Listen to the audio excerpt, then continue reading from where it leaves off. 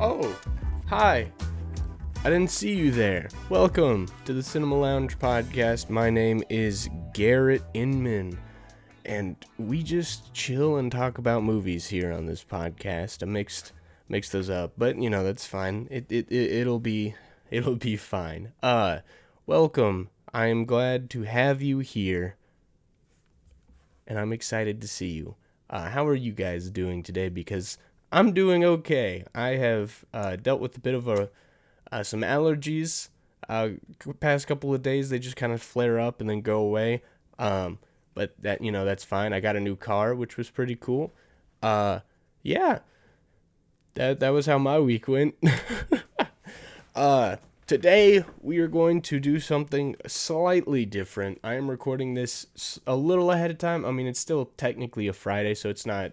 It's the day before I usually record these. I usually record these episodes on Saturdays, I believe. Usually on Saturdays, but I'm recording it a day early because tomorrow, on Saturday, I am leaving for Colorado to go on vacation. I should be back in time to record next week's episode, hopefully. If not, that will be very unfortunate, but we'll sort something out. But for today's episode of the podcast, we are doing something a little different. Not talking about a specific movie, not talking about a couple of movies. More like movies in general. The general pop culture zeitgeist right now. I mentioned last week that Batgirl finally got cast. And it will be she will be played by Leslie Grace, who I believe is Latina, and I kind of briefly, I think, mentioned how that is a common occurrence nowadays, and that I think this episode will be kind of about that kind of stuff. In general, it will be about why source material matters and why we should follow it when adapting certain stories, why we should respect it, pay attention to it, and follow it. But before we do that, kind of looking over the weekly headlines for this week, the big thing. Scarlett Johansson is suing Disney for a breach of her contract. With them moving Black Widow to streaming, it's projected to cost her about $50 million, which is not good, but for someone like her probably isn't that big of a deal. But yeah, that's not cool, especially since she tried to reach out for a renegotiation and Disney basically just ignored her.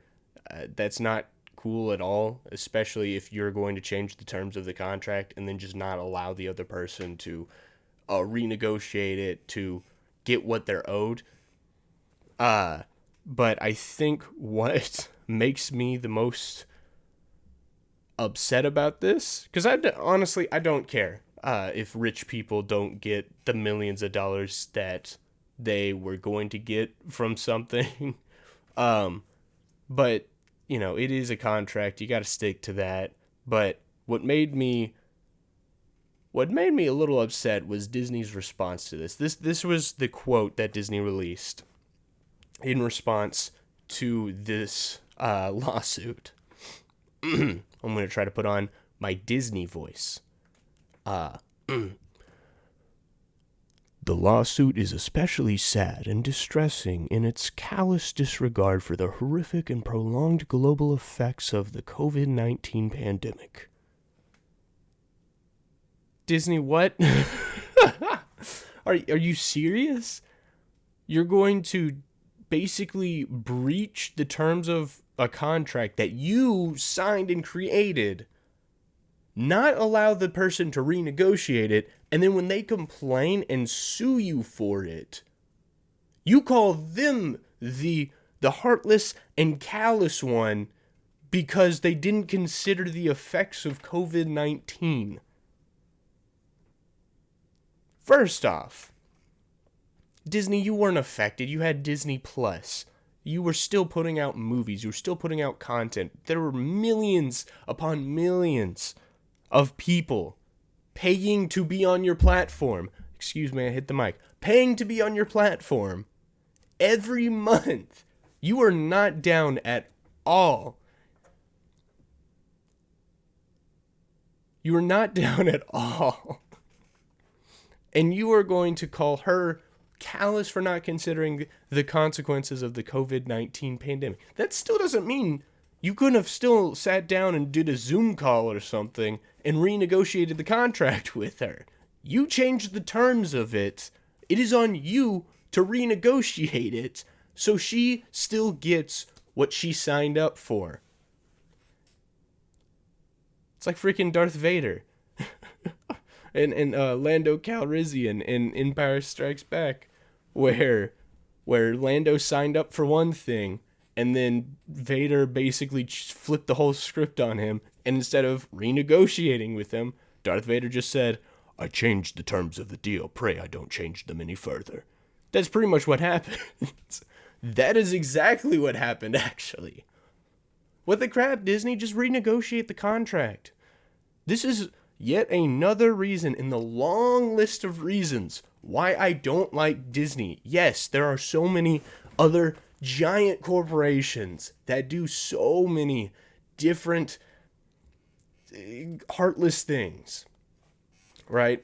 Many of the corporations going today are not good. It's hard to like find one that is good.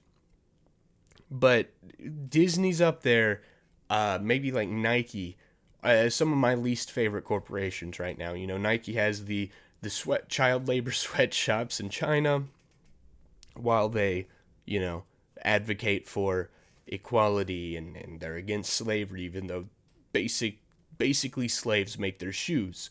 You have Disney, though. I mean, let's just count the amount of bullcrap they've done in the past year. The less of all of these, so I'm going to start with this. The least of it is executives coming out and insulting a massive part of their fan base, saying they basically don't want to make things for straight white males. They want to make things that alienate them, which is stupid. Like, you don't even need to say it. Just make whatever you freaking want. But then you have this, screwing an actress out of money she's owed and then not giving her a chance to renegotiate her, then calling her callous because she wanted to renegotiate a contract that you screwed her over in. And lastly, the main thing, let me take a breath for this. You filmed a movie next to a borderline concentration camp and then thanked the military police for being security for it. And then claiming to be against discrimination, being against hatred and bigotry, while you actively supported it.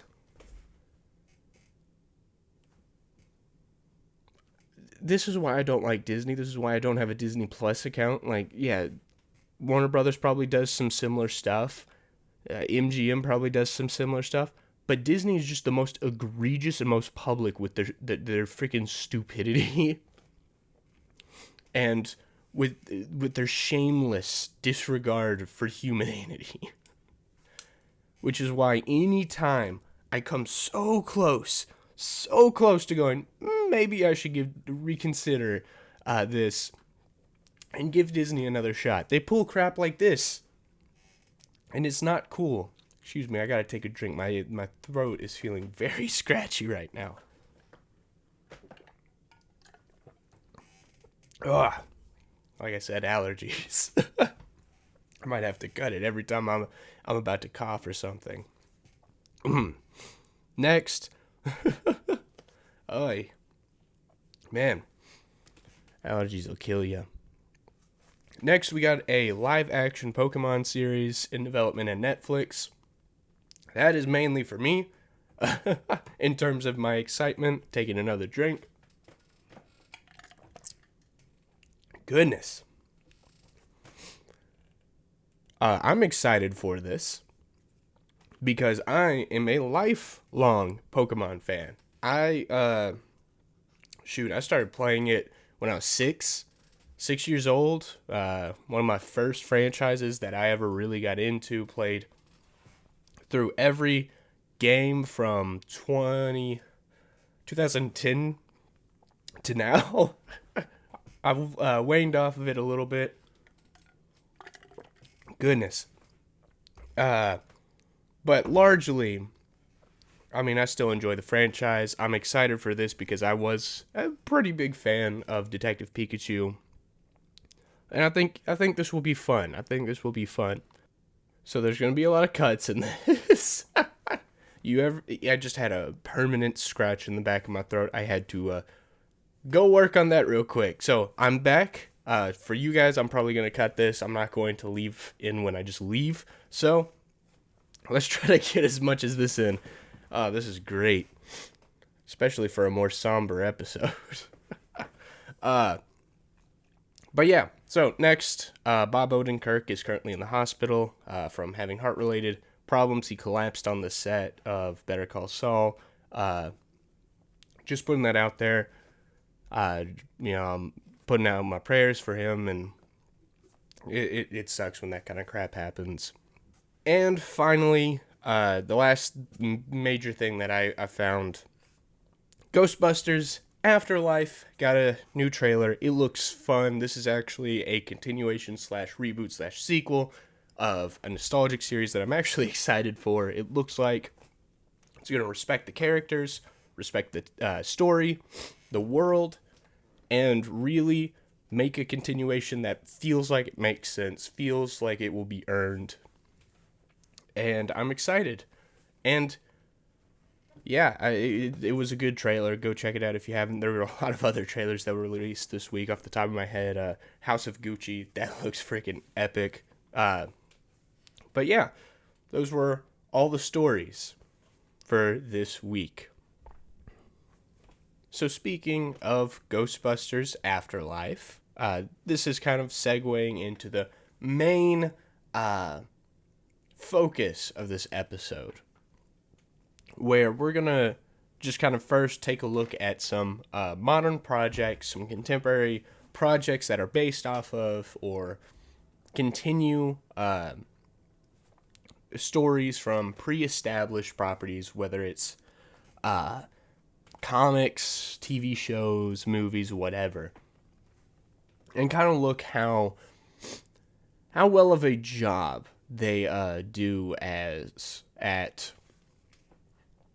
following the source material and respecting the source material. So first, of course, Ghostbusters Afterlife has not come out yet at the time of recording this, but it looks to be incorporating the ideas from the original in a respectful way. It'll be about Egon's kids. It will be featuring the original cast, the ones that are still alive, and it looks like it will be portraying all this in a respectful manner, as opposed to Ghostbusters 2016, which really just wanted to focus on, well, it's the Ghostbusters, but it's women, and that was the whole thing. That was the whole shtick.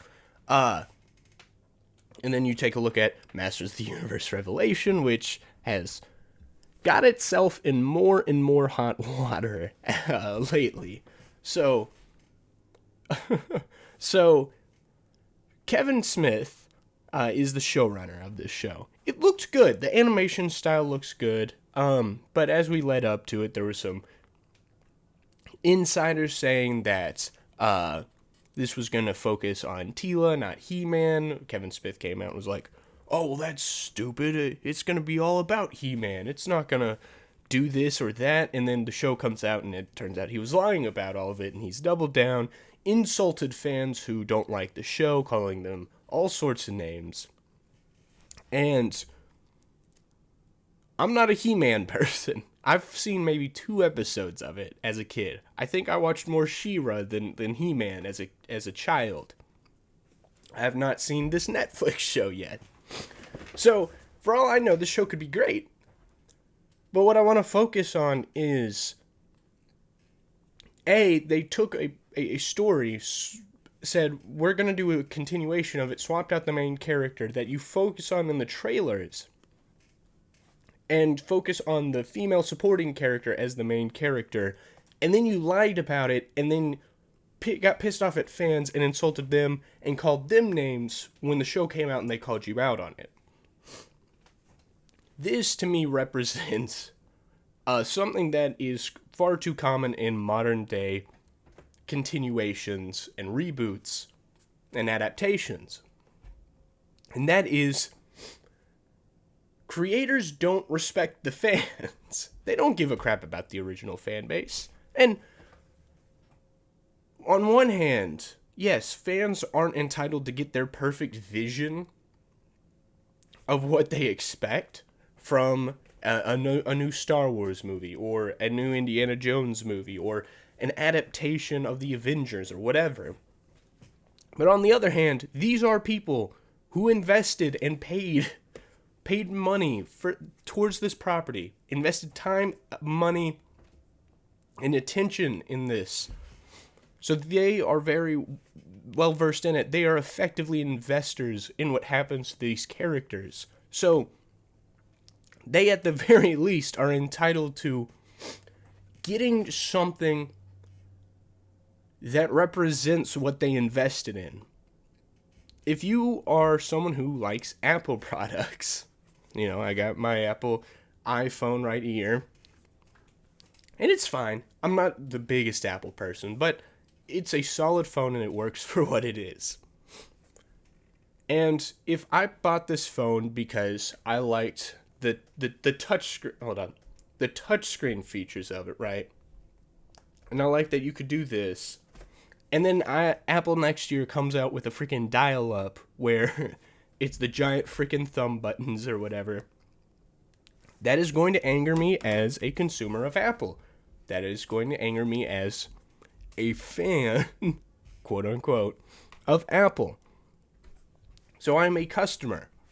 You are creating a product, and if I don't like the product, I am entitled at least not to like it and expect something similar or respectful or building upon what came before. And that was the issue here, is that you're not building upon something.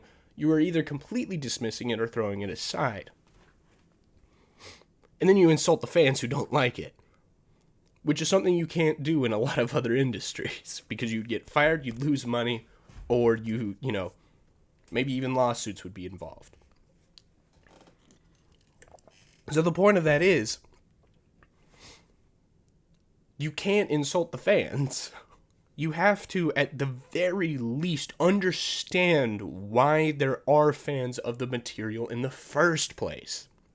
The source material isn't there to give you the story to work off of. Hold on. I had this as a prop at the beginning. Infinity Gauntlet. Right? This is the story that Infinity War and Endgame are based off of. And now I'm out of focus in the camera. Hold on. Come back into focus. I'm not coming. Oh, well. This is what Infinity War and Endgame are based off of. There is a key character in here. Let me see if I can't find him. There's quite a few key characters in this that don't appear. Well, here you go. There's one. Uatu the Watcher. You got Galactus on the other page. Adam Warlock is like the freaking MacGuffin in this story. Right? You have Star Fox. You got the Celestials. I forget this man's name, but he's like a space troll. But the point of that being is, this is what Endgame and Infinity War is based off of. Clearly, it's not a one-to-one thing, right?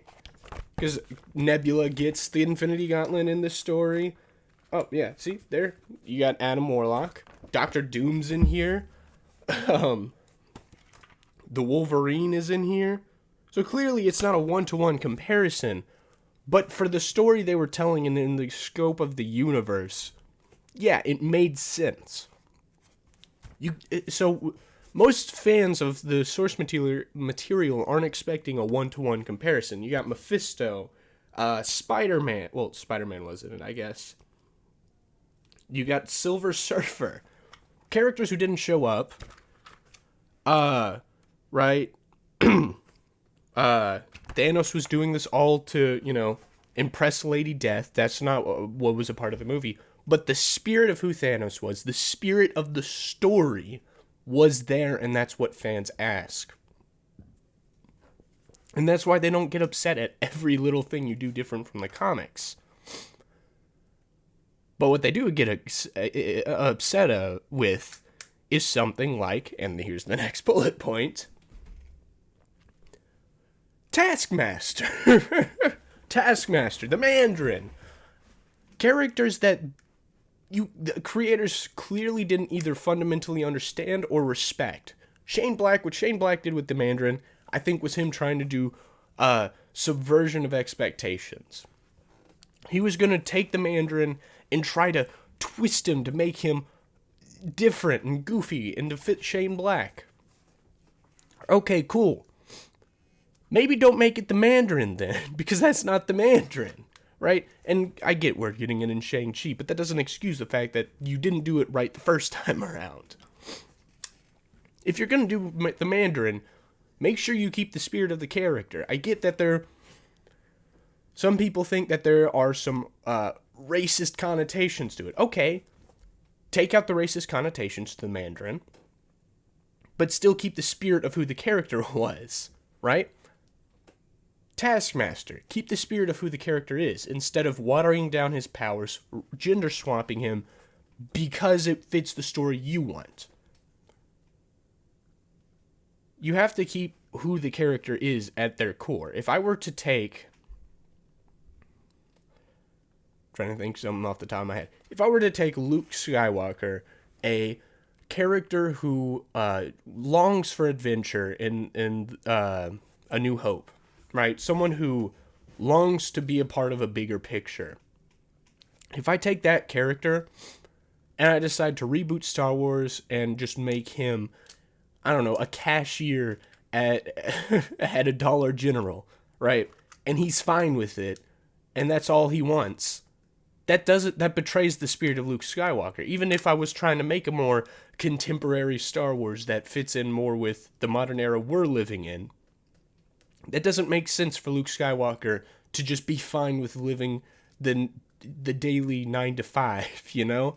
If you wanted to do a contemporary Star Wars reboot, which I don't know why you would, but hypothetically, if I were going to do that, I would probably make Luke Skywalker a cashier at a Dollar General or a farmer, but him still having that longing to want to do more and finally having that opportunity when, I don't know, a couple of random androids land on his farm or, crash into the front store of the Dollar General or whatever. You still keep the general spirit and story of the for the characters without disrespecting them and without turning them into caricatures or turning them into vessels for you to promote your virtue or what have you, right? With Taskmaster, they took a character and said, well, we just want a brainwashed woman to be following Dreykov. Okay, cool. Maybe just make her a new character, because she seems like a new creation for the movie. How about you just make her a new character, call her... I don't know. That's not much. But maybe just call her like... I don't know, Cybertron. Sure, why not? Go with that. Call her Cybertron. Give her a new name. Be creative with it. You created a new... kind of a new character. Give her a new name. Don't just say, well, it's Taskmaster, but we're going to water down the powers a bit, make it a woman, and I guess make it fit the story. Because now, that's the definitive Taskmaster of this universe, but it isn't Taskmaster. That's not who Taskmaster is. So, you now have in place a watered down adaptation of a cool character that has his fans. And now those fans aren't going to like your movie because you betrayed who the character is. Let's look to the future of Marvel. The Eternals. They have gender bent and race swapped some of the characters in the Eternals for no good reason other than to just do it because, hey, in diversity and inclusion, Kevin Feige's patting himself on the back. There was an interview where he literally said, we chose to do the Eternals so we could gender bend and race swap them, and there won't be a lot of people who would notice because there's not a lot of Eternals fans. First off, that's really shady, dude. Like, why not just make a movie with original women characters, original black characters, original Latina and indigenous characters, because there are those out there, or make your own. You're Marvel, you can do that kind of crap. But instead, you choose to take these characters that have fans and alienate them and replacing them with characters that don't look or act like those characters, right? And I'm someone who isn't a huge Eternals fan. I've always found them quite boring, to be honest. Or at least their concept. But that doesn't change the fact that you can't just take original characters, take characters that already have their established lore and backstory, and just twist it, pull it, bop it, or whatever, into what you want them to be. Because at that point, you might as well have just made a new character, instead of, we have this white character, we're just going to rip the skin off and put on some black skin, but it's still the character, and if you don't like it, you're racist, right? Because now you've come to a point where you're attacking the fans, you've alienated the fans, and you're only making it for people who aren't going to know any better. And that's not what you should do. If you're making projects, if you're going to make a Sherlock project, make a Sherlock project that appeals and respects the people who are already fans of Sherlock, instead of trying to go for a more basic audience that doesn't really understand who Sherlock Holmes is, right? I was just saying that because I'm looking at my movie shelf over there, and that's the first thing I saw. But I hope that makes sense, right? They go in, and the other thing, too, that's frustrating is 9 times out of 10, they're going into this already knowing that's what they're going to do. And if you're not convinced of that, look at the Fantastic Four movie that's going to be coming out in 2 to 3 years. Excuse me. They've already announced their casting call for this. Not one-to-one, but they've pretty much stated in an interview, they're looking for people who aren't straight or white, pretty much. They're looking for black and Latina people, or Latino people, to be the Fantastic Four. But that's not who the Fantastic Four is, and them saying that already confirms that most of the time these studios are already looking to, and this is the phrase that I've heard it being called, but tokenized characters. And that's, first off, once again, you alienate the people who are the fans of the Fantastic Four because they don't look like the Fantastic Four anymore. They're a completely different group of people, and here's the main thing with this. If I already know before you even announce who you've cast that you're not even going to accurately put people in there who at the very least look like the Fantastic Four, how are we going to trust you to continue to make them, continue to represent them respectfully? If you can't even get the looks of them right, how are you going to actually get the characters right? And that's the problem here, is you are already laying seeds of mistrust. And I get, grand scheme of things, this probably isn't that big of a deal. And that's why I don't take a lot of time to get super upset about this, is because in the grand scheme of things, this isn't that big of a deal. But the fact of the matter is that this is just creatively lazy. And I would say a little racist. I don't know if it's like, that term gets thrown around way too much these days. But the way I view it is, why are you only using white characters and replacing them with black actors, and then using that as a bullhorn to announce how accepting and diverse you are, when you're just sidelining other black characters who deserve the time in the spotlight, deserve their time to be a part of the pop culture zeitgeist, But instead, you're just choosing to go back to white characters and further legitimizing them. We've already had 2 Fantastic Four movies, and I would love to get another Fantastic Four movie that's actually done right. But if you want to make a superhero movie about Black and Latino families and that kind of stuff, there are superheroes you can pull from, or you can create your own. Once again, you have that brand recognition. People will go see Marvel movies. Well, for the time being, they will. We're seeing a track, too, of, Black Widow suffered from the pandemic, so you can't really judge it right now. But I feel as though the Eternals and Shang-Chi, their box office returns will indicate whether or not people are on board with Marvel right now. Because Marvel is going on this train where they're doing this kind of stuff. They're preaching to their audience. They're talking down to them, saying, if you don't like the fact that we made X character white, or X character black, X character woman, you're the problem, you're racist, you're sexist, yada, yada, yada. And people are starting to respond to that, not like that. So, Marvel might end up losing their audience over this, which is another reason why you shouldn't be doing this stuff. And then the last 2 examples I'm going to point out. First off, Commissioner Gordon in the new Batman. Jeffrey Wright is a great actor. I would buy him in a police role. Doesn't change the fact that he doesn't look like James Gordon. You know who Jeffrey Wright does look like or could pull off? Maybe allow him to be Aaron Cash from the Arkham games. Right? They created their own original black character to be a police lieutenant to work beside Batman. Why can't you just use that character or do the same thing they did? Or, put some de-aging effects, make him shave his head and shave his beard, make him be Crispus Allen, right? So what's stopping you from doing that? Oh, well, they're not. This is a common argument I've seen. Well, the character's just not that popular. They wouldn't make that much money or gain that much traction. Yeah, but I think the Guardians of the Galaxy would disprove you. No, barely anyone had heard of the Guardians of the Galaxy. This looked like a weird and stupid movie. A talking raccoon, a talking tree. A guy, an alien who takes things too literally. And that movie made bank, and they made a sequel. That movie was financially successful.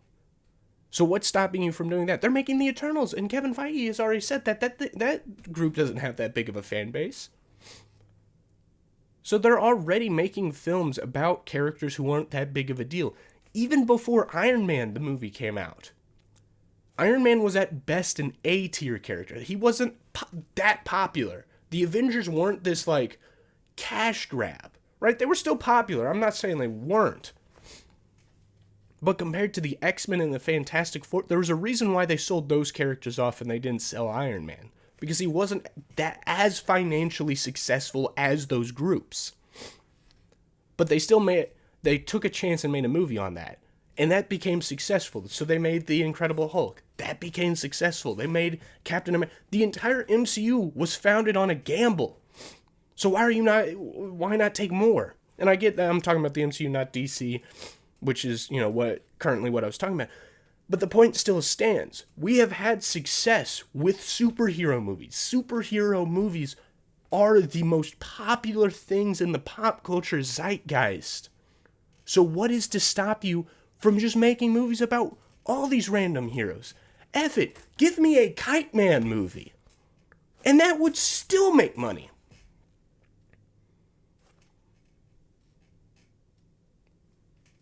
So what's to stop you from just doing that instead of going, well, only white characters audiences are going to respond to. Only popular white characters are going to get the traction. The only black characters we're actually going to put in the movies are characters who are actually popular. So we're going to make a Black Panther movie. We're going to make a Blade movie. But all the other black characters, we'll just push them aside. Why? Why not just take a chance on them instead of just taking popular white characters and just going, here, we're just going to reskin them. We're going to go into the character creator and just readjust the melanin. And now they're black, and now they're going to be a black icon. Do you really, like, does that sound right that you want white characters to be black icons? Because that doesn't sound right. That doesn't sound right. I'm just saying. And then the final one, Batgirl, the most recent one. This one, I think, was the one that kind of pushed me to want to do this because I've said this. I've read very few comics. I'm trying to get more into them because I do enjoy the format. I'm reading Moon Knight right now, and I'm loving it. Batgirl is one of, if not the first comic book I ever read. So I have a little bit of nostalgic attachment to her. One of the first comic books I ever read, it was either Giant-Sized X-Men or it was the New 52 run of Batgirl. Or at least the first 20 or so issues before they changed the art style. And I loved it. They took this character, who basically was female Batman, essentially a tokenized version of Batman, but they took this character and used what made her different to strengthen the story. She wasn't just Batman, but a woman, or a girl. She was a college student, the daughter of a police lieutenant, someone who had a brother who was a serial killer. They gave her her own unique set of rogues galleries instead of just offshoots of Batman villains, and they tried to tell a story that wasn't just Batman, but if Batman had breasts. And that's why I appreciated about that. But now they're going even a step further and just going, screw it. I mean, Zoe Dutch was up to be Batgirl. And they said, screw it. We're just going to give it to Leslie Grace. And I get that she's riding high off of In the Heights. She did a great job in that movie. I'm not taking anything away from her, and that's the main thing. I've seen people go after the actors for this, and yeah, sure, part of it, why not? But also, they're chasing that bag. If you're doing your job, you're going to try to do it any way you can. But the point is that first off, this character's a redhead. They tend to do this a lot with redheads. You look at Jimmy Olsen, Cyclone. I'm going to have a hard time thinking of these on the spot. But now Batgirl. You had, Jimmy Olsen twice now, I guess. Don't worry, I'll think of some later. But they like to do this with redheads, which I think is also a minority in America. There's barely any redheads out there. If you were going to get a redhead to play every redhead role, it'd probably just have to be Bella Thorne, and that's it. I think that's the only redhead working in Hollywood. But the point is at least find people who look like the characters. Leslie Grace could have been a great Vixen. Why not make her Vixen? Well, because we don't want to make a Vixen project. Why? First off, she's a popular character. But instead, you're just going to let Leslie Grace just be like, oh, I'll be a placeholder for a white character. Why? That seems disingenuous, creatively lazy, and ultimately pointless, and it just divides the fan base. And does nothing. Right? They want to pat themselves on the back, but what they're really doing is just whispering sweet nothings into people's ears who are going to go, woo! Right? They have the freaking media people, right? People who write articles on this, and they're celebrating it. They're clapping their hands like a bunch of happy seals and trying to tell you, you have to accept this, you have to like this, and celebrate it, or you're racist, you're sexist, you hate the X group, whatever.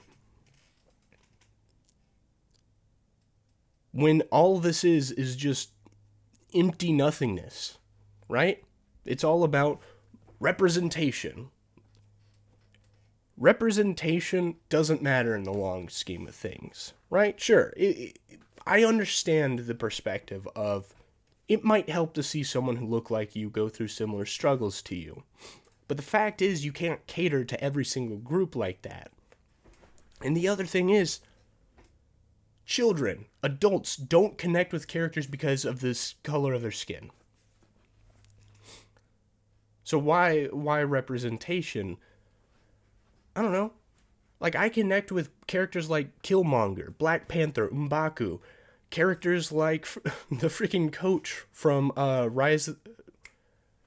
Remember the Titans, right? Denzel Washington's character, his character in The Equalizer. I connect to characters like that because they're compelling. They go through struggles that I identify with or that I empathize with. Not because they're black, not because they're white, whatever. So in the long scheme of things, sure, on a surface level it might help to see a character the same skin as you, and I'm not saying, oh, well, we can't have any black character. No, I'm not saying that. I'm just saying make authentic adaptations of things, right? And don't concern yourself with representation. Just allow it to happen naturally. Create stories about original black characters, about original female characters, about original Latino characters, and allow those characters to represent themselves authentically. Allow them to represent themselves and use the good writing, the strong motivations to captivate audiences, rather than just doing surface level reskins and saying, look how good we are, look at how virtuous we are. One of my favorite television characters of all time right now is Tony Soprano. I just got done watching The Sopranos. And I don't love Tony Soprano because he's a white dude. Because I'm not, I don't look like him. I'm not a balding, overweight, middle-aged Italian American. I am a relatively skinny, got some blubber on me, but a relatively thin, I think I'm Norwegian American. So I'm the whitest of the white. Norwegian American with a little bit of indigenous heritage in me, who lives in Central Arkansas, film student. Why I identify with Tony Soprano is because he deals with anxiety, panic attacks. He deals with depression. He connects with the most innocent beings on earth. He falls in love with a family of ducks, but then suddenly suffers a bit of depression when they leave him. He gets connected to a horse, but when the horse abruptly, without spoilers, abruptly leaves the show, he feels anger, he feels fury, he sees red, he falls in love with his wife, but then he's tempted by other women. He's tempted by other women and gets involved in relationships with other women who aren't his wife, and his wife has to feel the consequences of that. While he recognizes that because psychologically he's drawn to these other women because they're more like his mother. He has to deal with the loss of his mother and the complicated emotions that come with that, where she was an awful human being who psychologically abused him and messed him up for his adult life. But he still misses her. He has to deal with an aging uncle who's going through bouts with dementia. He has to deal with all of that, and that's why you identify with him. You have moments of humanity with him, moments of wholesomeness, mixed with these violent tendencies that come about because of his psychology. And all of that exists because he's a good character, not because he's white or because he's Italian American. He states as much in the episode Christopher, where he lectures Silvio, where Silvio's pissed off about the Native American people protesting Christopher Columbus, and Tony says, you don't have all the success. You own a successful club. You have all this money, a beautiful wife, intelligent children. You have all this not because you're Italian, but because you're you. And that's something that we're missing nowadays. Is now the expectation is we're going to take a white character, make them black, and now you have to accept them and they're a good character because they're black when they were previously white. Not, hey, we're going to have these stories, these movies, these TV shows that authentically depict characters and allow the strength of those characters to carry the story. And that's something that not a lot of people do nowadays, right? So, and I know I've alluded to a lot of these, but I have just a bullet point list of why source material is important. Source material is important because there are original fans of it. There are people who are already baked in. You already have an audience baked into this. People who have been invested maybe even longer than you've been alive, right? I mean, you talk about, probably Rian Johnson was a wee lad, maybe not even born yet when the original trilogy came out. And that's speculation. I don't know how old he is. But you have people who are fans of it. You can't just come in and I'm not going to step into the Last Jedi debate because honestly that's tiring. But let's say he did something incredibly egregious that he didn't do. You can't just come in and do that because you already have the fans there and you're just kind of coming in like, oh, well, I know better than the fans, right? Or, well, let's look at the Kevin Smith example. Kevin Smith wasn't a fan of He-Man until he had to be in order to create Masters of the Universe. We have evidence of such, tweets and interviews of such. But then he comes in and jacks with the premise of the show, messes with some of the characters, and depicts them inauthentically, and then gets pissed off at the people who have been fans of this since the 80s.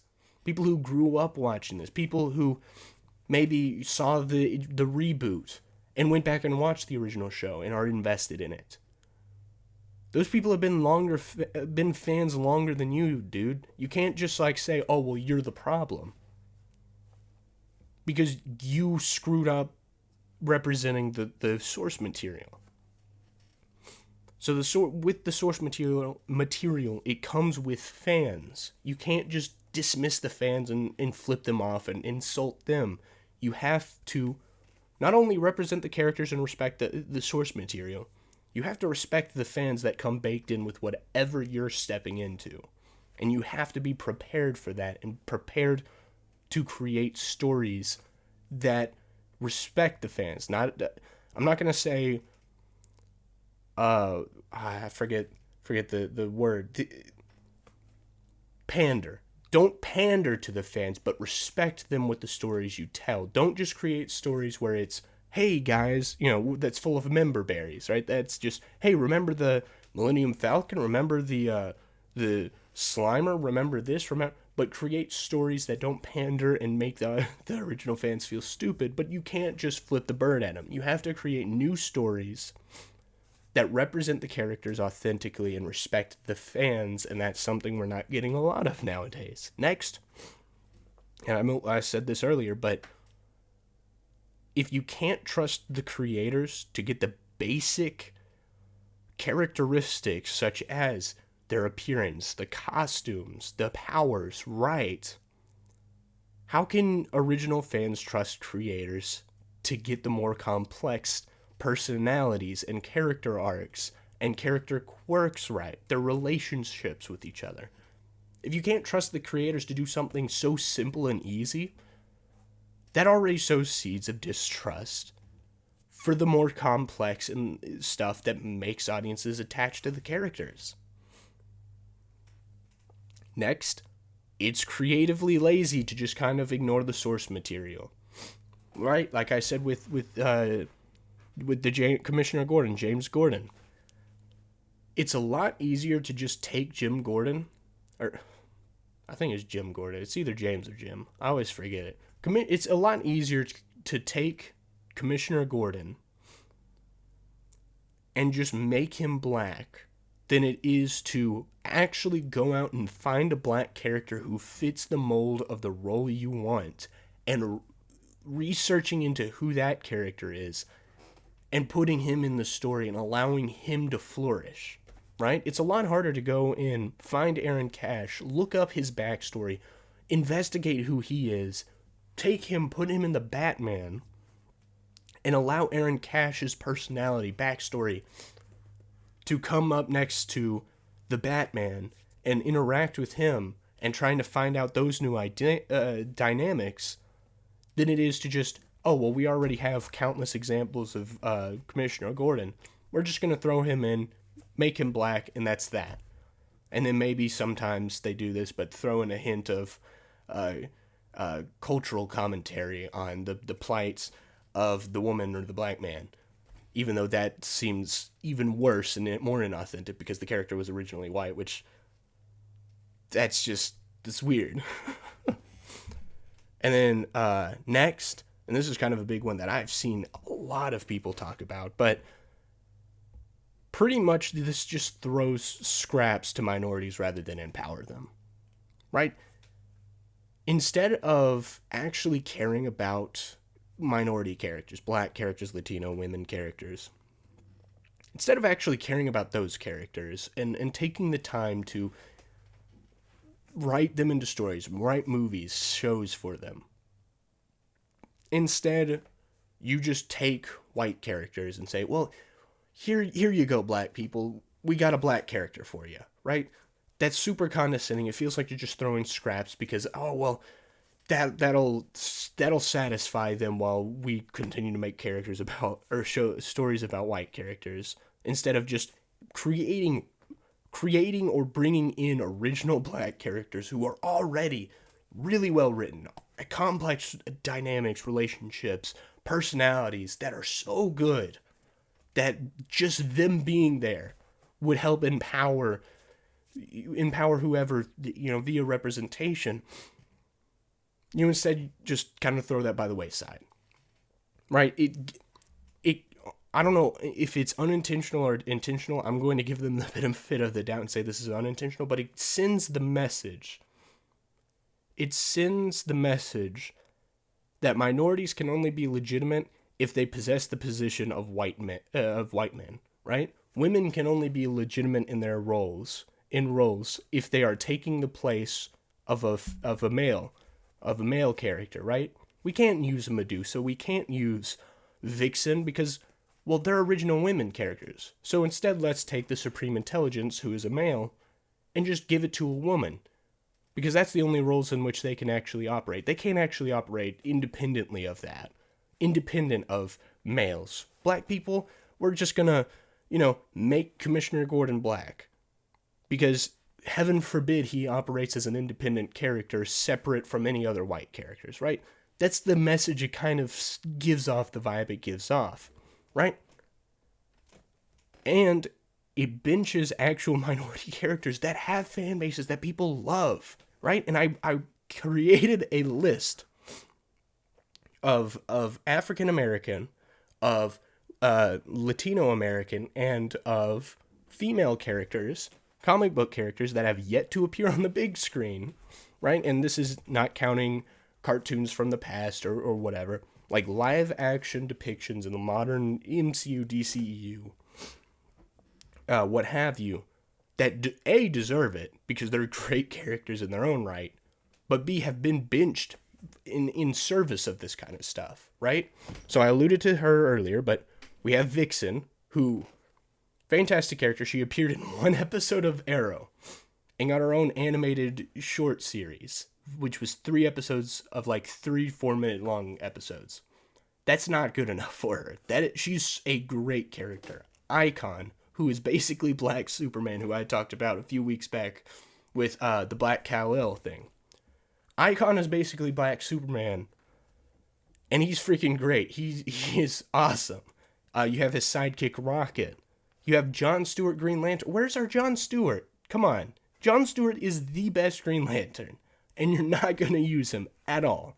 And the way I see Green Lantern is, it is a corps, the Green Lantern Corps, so it's like the army. They all kind of take the positions. So you have Guy Gardner, Hal Jordan, Jon Stewart, Kyle Rayner, Jessica Cruz, and a few others who all operate as Green Lantern, but they are a part of the Green Lantern Corps, so technically, yeah. I feel like that's okay because it is a larger group that recruits people to become the superhero Green Lantern rather than it's a single hero passing down the torch or whatever. This is a little different. Goodness. So that's kind of how I see that. But you have Jon Stewart. Where's our Jon Stewart? I don't know. This one might be a little bit smaller, but because I'm reading Moon Knight, I want these characters to be in Moon Knight because they're great. But Gina and her sons, Randy and I forget the other one. It starts with an R. But Gina and her sons, Her sons help Moon Knight. They're like his private detectives on the street. Gina runs and owns a diner. She is hardworking. She runs it. She has to be there every day. She owns it, while helping Moon Knight with his activities. They better put her in the show because they're great characters, and if you want that kind of representation, that's right there. They're not like stereotypical. They're great characters, great charismatic characters. Use them. Use freaking Brother Voodoo. I've heard his name being floated around. Freaking have him come in. Be in like Doctor Strange 2, and then have him be in his own project. Where's Night Thrasher, right? New Warriors has a lot of minority characters that they're neglecting. They started to create a project, but then kind of bowed out, but that's fine. So we have Night Thrasher, Blue Marvel, the vigilante anti-hero Cardiac, Static, Bumblebee, Bronze Tiger, who was in Arrow, mind you, but not in MCU, DCEU. Hotspot. Hotspot's a great character. Panther, Maggot, the X-Men. Nightwatch. Sideways, who is freaking dope. Rage. Rocket Racer, also kind of a vigilante anti-hero type. Hardware. Jet. Aztec. El Diablo. Fire. Gangbuster. Kyle Rayner. Jessica Cruz. Masi Minos. Echo, Firebird, Hummingbird, Reptile, White Tiger, even freaking Black Vulcan from the Super Friends. Just bring him in, why not? Him in Apache Chief, bring those two characters in. Why don't ya? Right, they did it in Young Justice, and they were freaking great. So do that kind of stuff, right? I mean, if you want to look at like Image Comics, the Invincible run had Bulletproof, Black Samson, Darkwing. Darkwing and Black Samson have already appeared in the Invincible show, but Bulletproof is yet to. There's also another character named Ant, whose comic I was about to start reading the other day. But you already have that. And then why not go back to some of the characters who already had live action depictions, some of whom sucked, but come back and reuse them. Where's Steel in our Superman movies, right? Or, hey, Black Lightning's TV show's ending. Use him in a freaking... Or TV show's ending. Use him in a movie. Spawn. Where's our Jamie Foxx Spawn movie? Come on now. Darwin was such an interesting character that they wasted in First Class. Deathlock appeared on Agents of S.H.I.E.L.D. Hey, he's in the MCU now. Bring him in.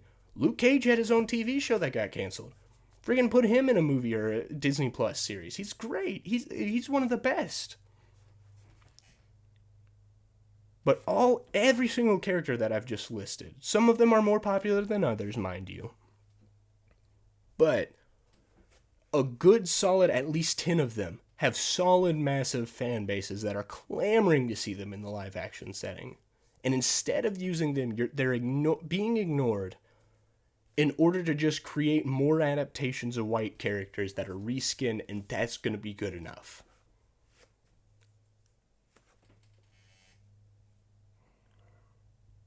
I'm going to read this last thing, and then we'll move on. We'll finish up. But here's the bottom line. When adapting a pre-established property or creating a continuation, modern creators must... Dang it, I said the wrong word. Modern creators make pointless changes that don't accurately and respectfully represent the characters. They race and gender swap characters just to pat themselves on the back while alienating and in some cases straight up insulting the original fans. They make beloved characters and properties and use them to make themselves look good. That's not okay.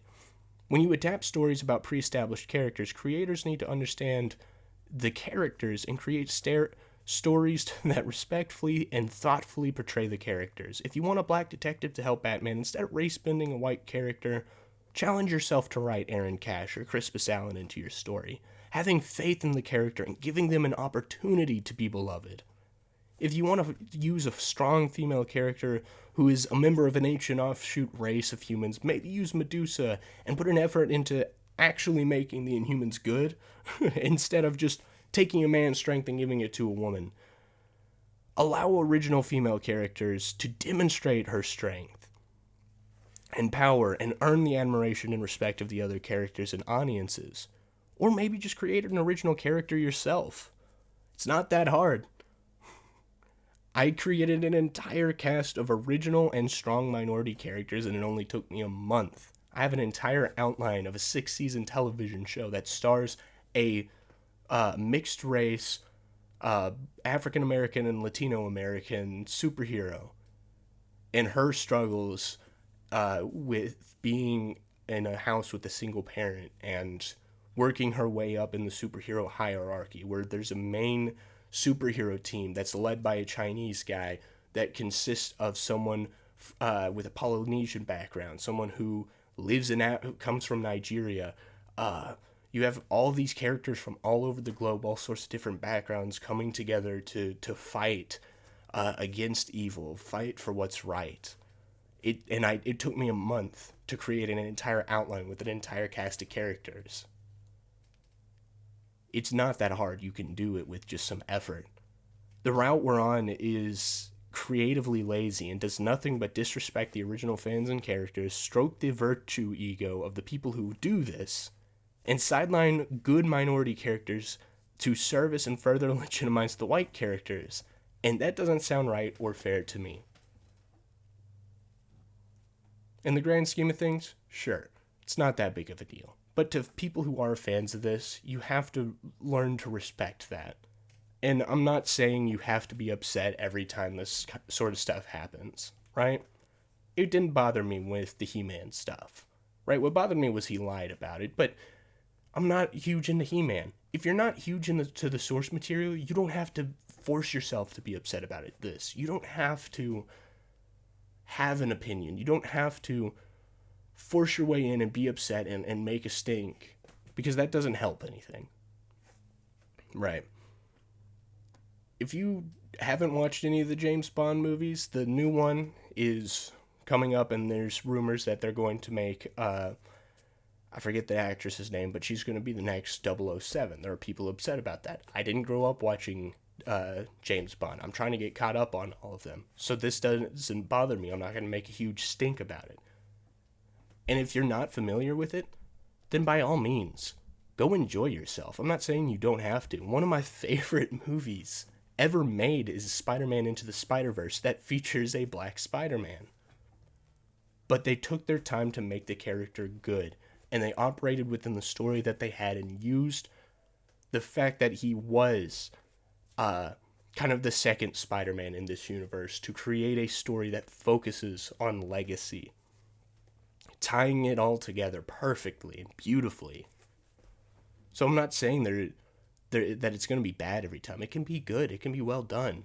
But when you do it the way they're doing it now, where it's just changing the race of characters or changing the gender of characters just to stroke your own ego to make yourself look good, that's not right. That's not cool.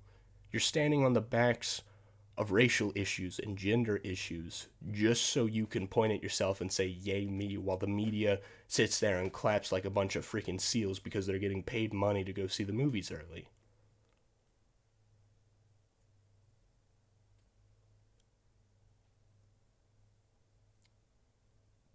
But that doesn't mean you can't go enjoy yourself or feel guilty for liking some of this stuff, right?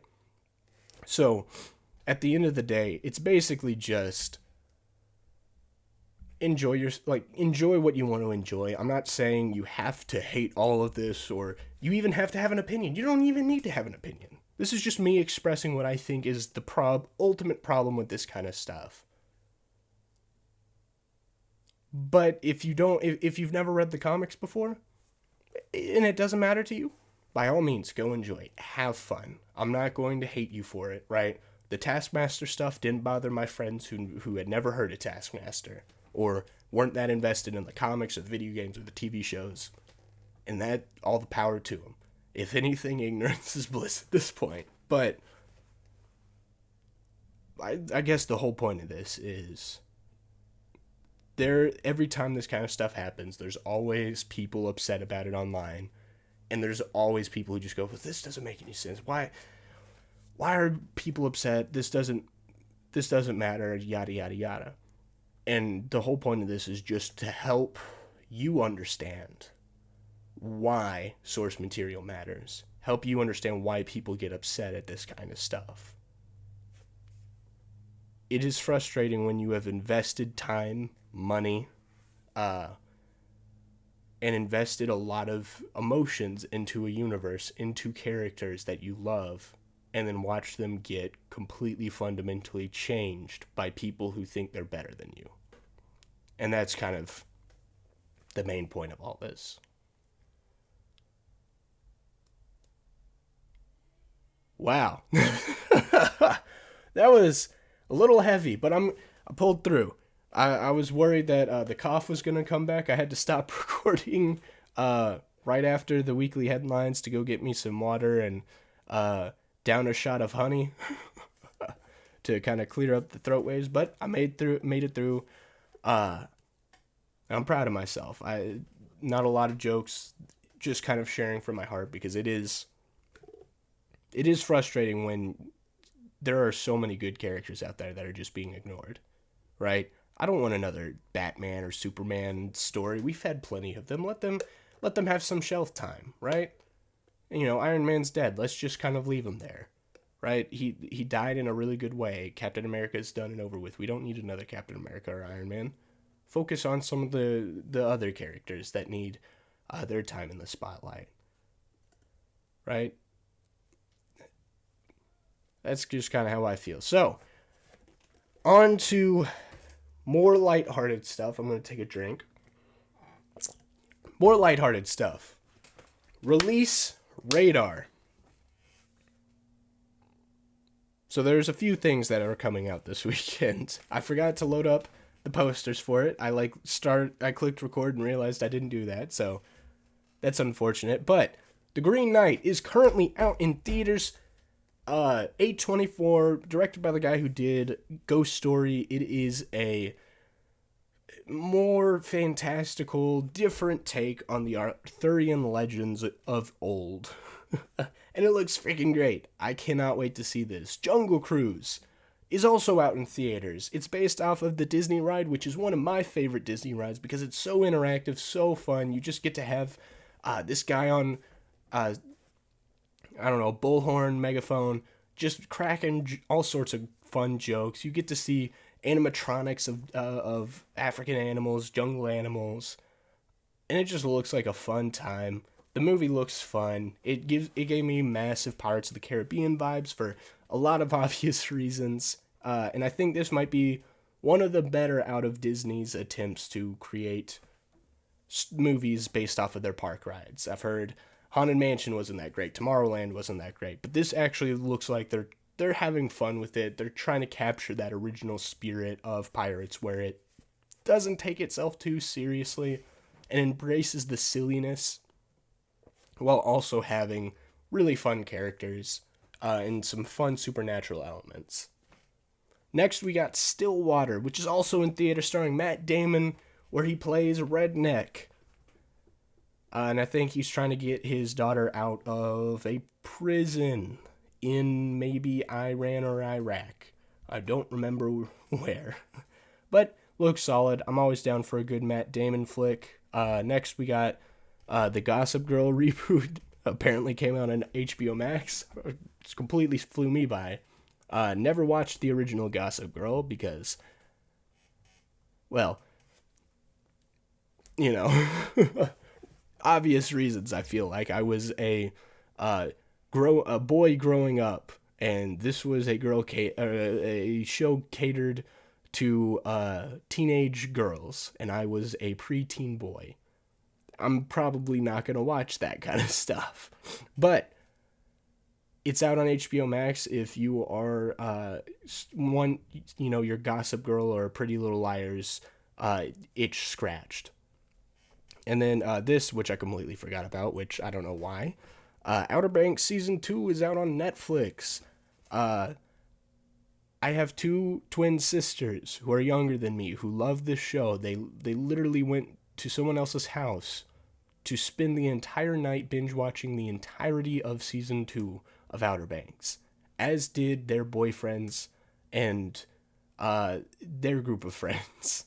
So this is a big show, I guess, amongst teenagers and just coming out of teenager years. Uh, I don't even know what it's about, to be honest. But apparently it's kind of that YA stuff. So if that appeals to you, go ahead, check it out. I'm not gonna sit down and stay up all night. The only time I watched an entire season of a show when it debuted was Stranger Things season 3, but I at least got a good night's rest and went to someone else's house at like 11 in the morning instead and just spent all day watching it. But I at least had my sleep. And then our weekly recommendations. We got 2 of them this week because I had to recommend both of these movies. I watched Memories of Murder, directed by Bong Joon-ho, my last Bong Joon-ho movie I haven't seen yet, and it was amazing. My second favorite from him. It is about these detectives investigating into a string of rape/murder victims that are showing up, the toll it takes on them, the drive to solve this mystery and catch the murderer.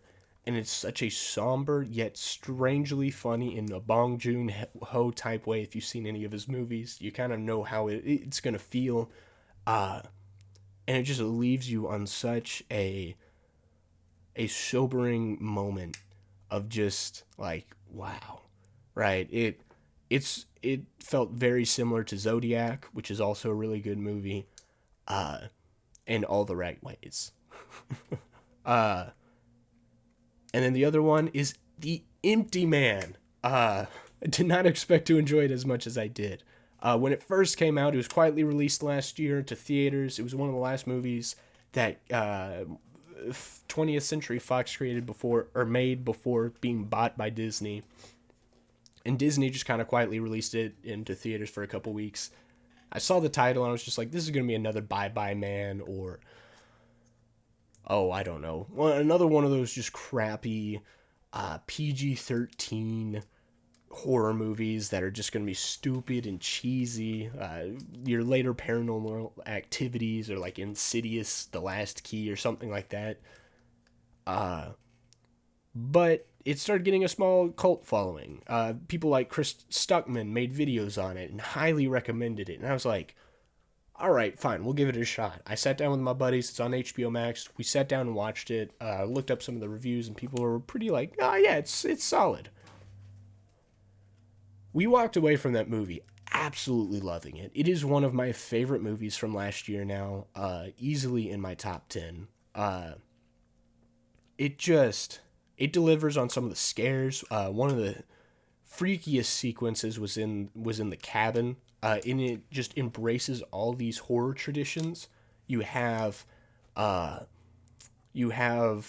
possession. You have the cabin in the woods. You have cults and supernatural entities, demons, all this kind of stuff mixed up into a cohesive story that just keeps you on the edge of your feet. You don't know what to expect. It starts out in Bhutan, which is right next to Nepal, in the Himalayas. And then next thing you know, you're in, I think it was Missouri. You're in Midwestern United States.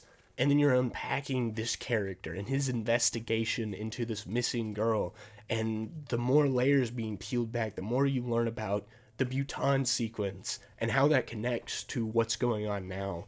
And just the final revelation and the final twist fits so well. In the middle of the movie, we were recognizing so many callbacks to the beginning, stuff that was foreshadowed that we didn't even pick up on, or subtle things that you go, I don't know if that works, that you suddenly get new context for by the end of it, making you go, oh, that makes more sense now. That something that just kind of catches you off guard, but then once you learn why, it just makes so much sense. It developed so many good storylines, such a good movie.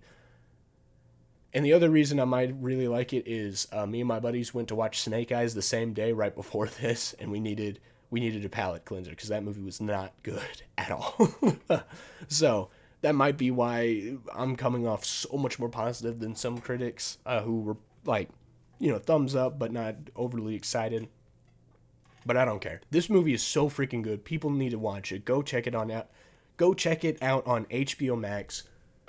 And if you have, tell me what you think about The Empty Man or Memories of Murder. Did you go see Stillwater, Green Knight, or Jungle Cruise? Are you going to watch Gossip Girl? Are you an Outer Banks fan? Let me know in the YouTube comments section below or on the Rumble comments section below. Or go tell me on Instagram and yell at me. I'm trying to use that more. I'm not a huge social media person, and I forget that I have an Instagram sometimes.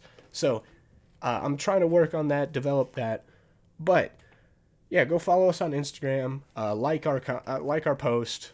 Check out our stories. I'm trying to post updates and interact with the fans a little bit. The fans still have a small audience, and most of them are people I know. So, go check us out on Instagram, though. Still at the Cinema Lounge. Check us out on Spotify, Apple Podcasts, anywhere, to be honest, where you listen to podcasts. If you made it this far, you better give us a subscribe on Rumble or YouTube. Hit the notification bell. And if you are not subscribed or following us and you've made it this far, come on, what's wrong with you? Just follow us. Follow me as I battle allergies and drink water and have to take breaks to